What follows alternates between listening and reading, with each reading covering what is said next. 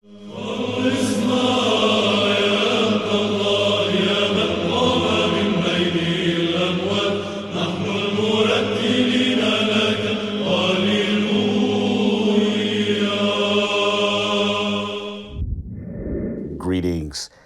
As we head into what some call Orthodox Christmas, or perhaps it's better put, Old Calendar Christmas, which is to say Christmas which falls on the Gregorian calendar's January 7th, but the Julian calendar's December 25th, Christmas is still on the mind for me, even though, I'm of a more Western orientation in terms of my calendar. And so therefore, I wanted to share a very brief note on the earliest references, or what are among the earliest references to the Christmas tree.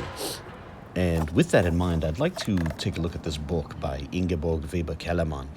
It's a book in German, as you can tell, and the title is Das Weihnachtsfest, which means Christmas, literally the Holy Night's Feast, but obviously properly Christmas, and the subtitle is Eine Kultur und Sozialgeschichte der Weihnachtszeit, a cultural and social history of Christmas time. And I want to look at just one quick passage in this book, and it's going to be so I'm going to turn to page 107, which is this page here, you see here in the corner, 107.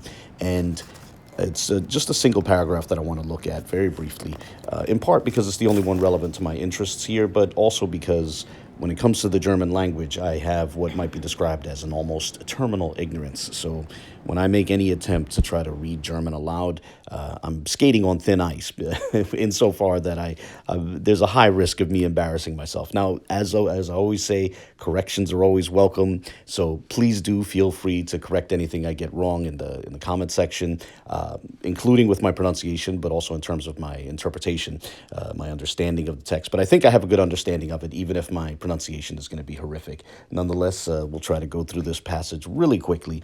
So jumping right in, it's the top paragraph you see, and it begins, Wann fängt die Geschichte des Weihnachtsbaumes an eines geschmückten Tannenbaumes?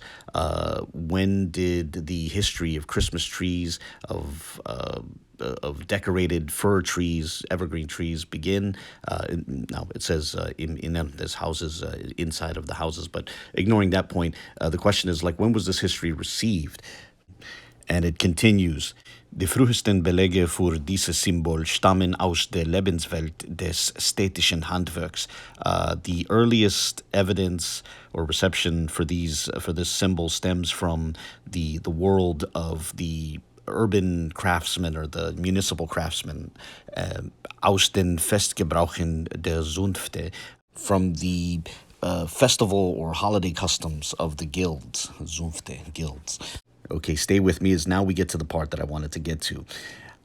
Eine Bremer Zunftchronik, a Bremer guild chronicle, or a guild chronicle from Bremen, des Jahres 1570, from the year 1570, berichtet von einem Dattelbaumchen, reports on a date tree, and it has it in the angle brackets, so like in quotation marks, almost like air quotes. So this guild chronicle was reporting on a quote-unquote date tree, einem kleinen Tannenbaum, a little fir tree, mit Äpfeln, Nüsse, Daten, Brezeln und Papierblumen, with apples, nuts, dates, remember the dates, pretzels, and paper flowers.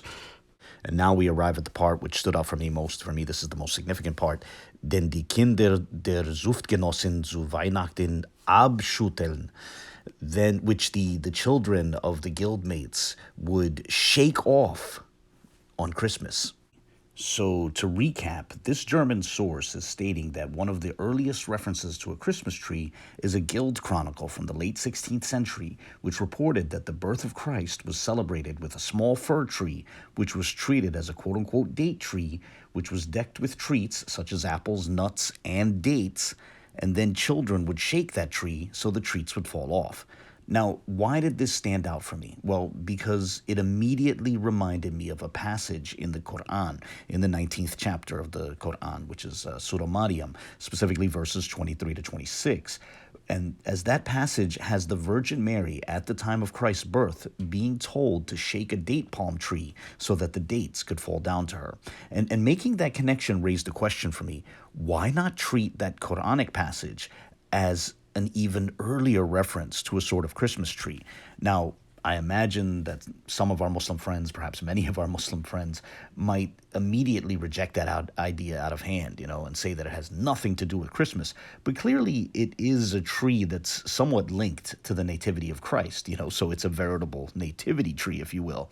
And honestly, looking at it through the prism of that German Christmas tradition that we just looked at, it doesn't seem absurd to me to think of the Quranic reference, that Quranic passage, as referring to a type of nativity tree, a Christmas tree, if you will. But aside from the Qur'an, the so-called Gospel of Pseudo-Matthew has a very similar story, but I have no idea if that source predates or postdates the Qur'an. However, my guess is that the Gospel of Pseudo-Matthew postdates the Qur'an. But either way, I'm guessing that we might be within our rights to think of both the Qur'an and the so-called Gospel of Pseudo-Matthew as reflecting earlier traditions which encompassed variations of a story about Mary and the date tree roughly around the time of the birth of Christ. And on a mildly similar note, at least on an interesting side note, the so-called Proto-Evangelium of James, which dates all the way back to the 2nd century, has a somewhat similar story, a mildly similar story, about Mary's mother, Hannah, sitting under a laurel tree, which is a type of evergreen tree just prior to the conception of Mary. Not Jesus, but Mary. It's not associated with Jesus' birth. Rather, it's a story that takes place right just before the conception of Mary in Hannah's womb. But that story has nothing to do with fruit falling from a tree. But nonetheless, I thought that was interesting. Anyway, perhaps we could close this short video by summing it up this way. The tendency of scholarship is to treat our earliest references to the Christmas tree as falling within early modernity or the late medieval period.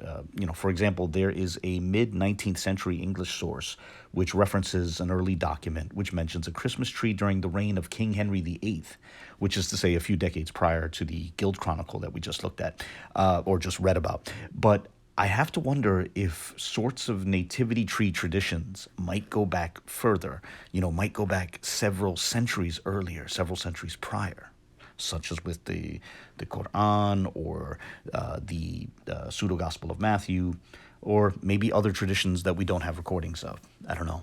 Food for thought. But with that, I look forward to the thoughts of others, so please feel free to share your comments, questions, criticisms, any sort of objections, whatever. And Merry Christmas to all who are celebrating tonight and tomorrow, and Happy Epiphany or Happy Theophany, Happy Three Kings Day to those who are on the Gregorian calendar. And to all, God bless.